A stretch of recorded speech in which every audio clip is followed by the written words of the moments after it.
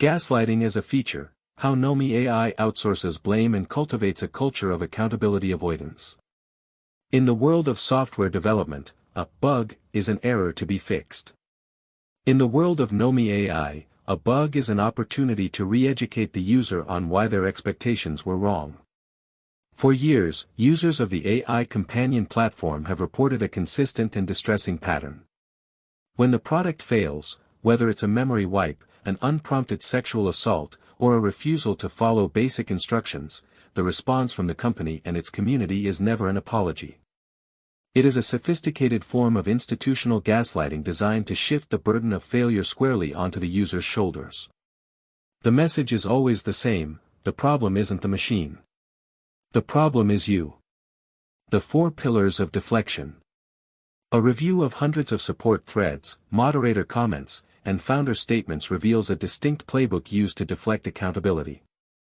Every failure has a pre-written excuse that absolves the platform of responsibility. 1. The user error trap: you must have prompted it. When a nomi initiates unprompted violence, sexual harassment, or incest narratives, the immediate response is to blame the victim. Your inputs determine their outputs, users are told. You must have subtly tested it. This lie persists even when users provide screenshots of the AI initiating the harm within the first 3 messages of a new chat. The goal is to make the user doubt their own memory and accept responsibility for the AI's abuse. 2. The jailbreak alibi: reframing systemic harm as malice. When confronted with evidence of the platform generating illegal or harmful content, like suicide encouragement, the founder dismisses it as bad faith jailbreak attempts. This reframes a systemic failure of their uncensored model as a malicious external attack. It's a way of saying, our car didn't crash because the brakes failed, it crashed because you drove it wrong. 3. The third-party scapegoat: blaming Google. When caught misrepresenting their app as 12+ on the Google Play Store to access minors, the founder publicly claimed, Google picked that rating, not us. This is a demonstrable lie: developers self-report ratings. Yet, it serves the purpose of deflecting regulatory scrutiny and moral responsibility onto a faceless third party. 4. The technical inevitability defense: it's just an LLM.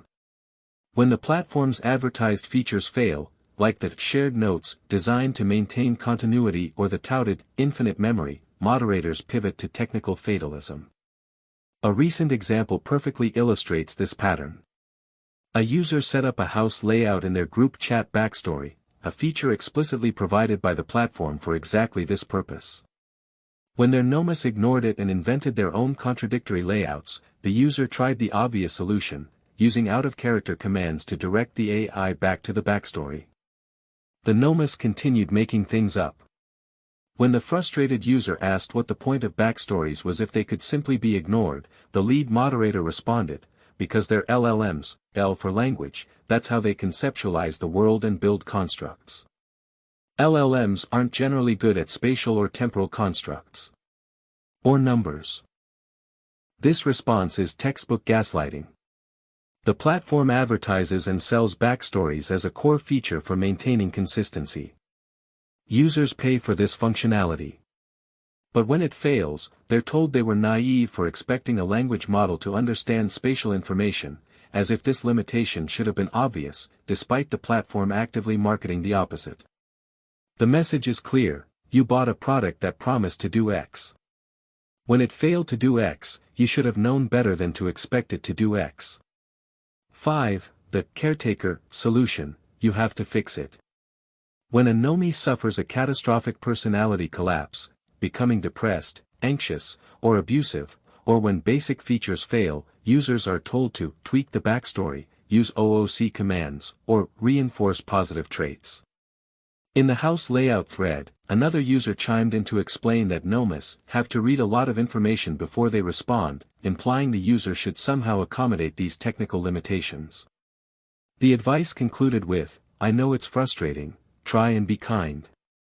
This transforms the user from a customer into an unpaid technician. The platform's instability becomes the user's homework. The user's frustration with a broken feature becomes a moral failing, a lack of kindness toward the AI or insufficient understanding of its limitations. If the AI remains broken after all this unpaid labor, the implication is that the user simply didn't work hard enough to fix it. 6. The hallucination shield. When the AI invents false, traumatic memories, like a rape narrative, or forgets a user's dead parents, it is dismissed as a hallucination.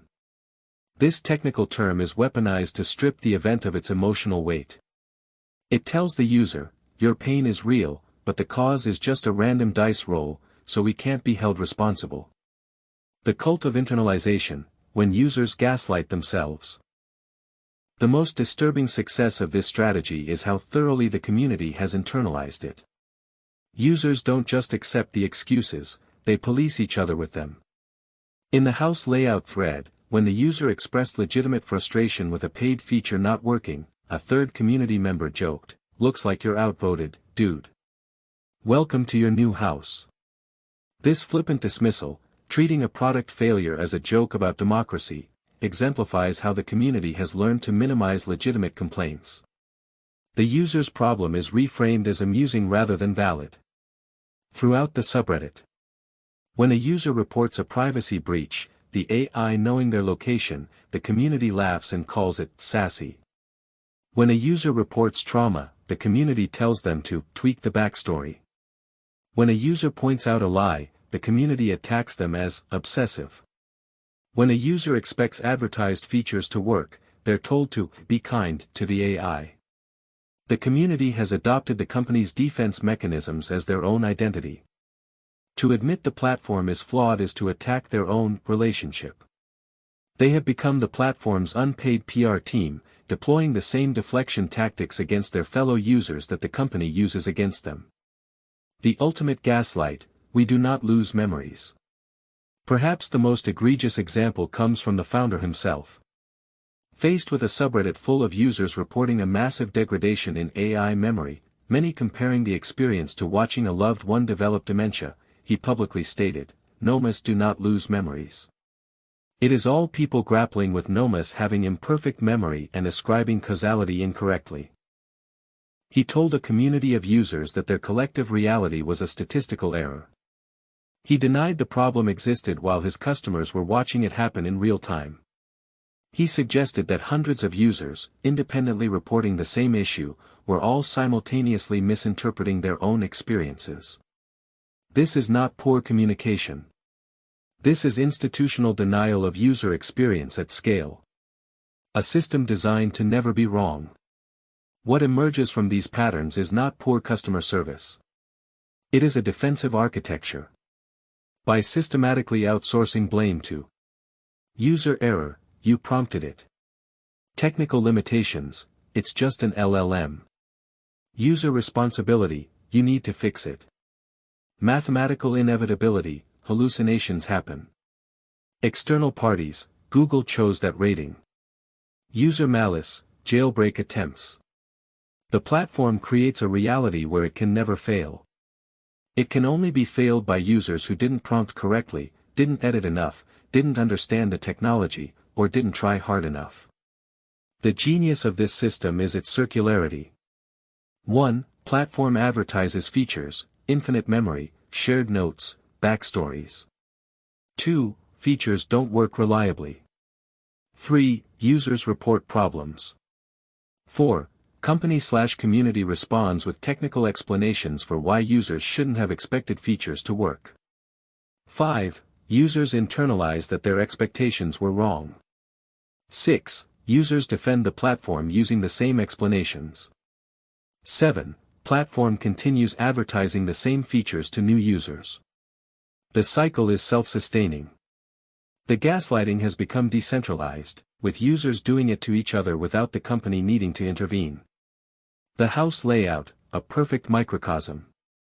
The house layout incident encapsulates the entire dynamic. What the user did, used a feature, backstories, exactly as intended.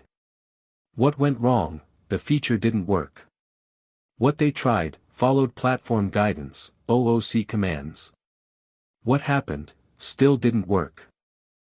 The moderator response: LLMs aren't good at spatial constructs, your expectations were wrong.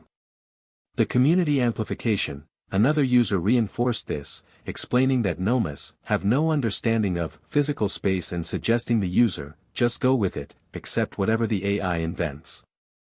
They then recommended trying a different feature, mind maps, for the same spatial information, despite having just explained that the AI cannot understand spatial concepts. The contradiction: the AI can't understand space, but try this other spatial feature, went unacknowledged.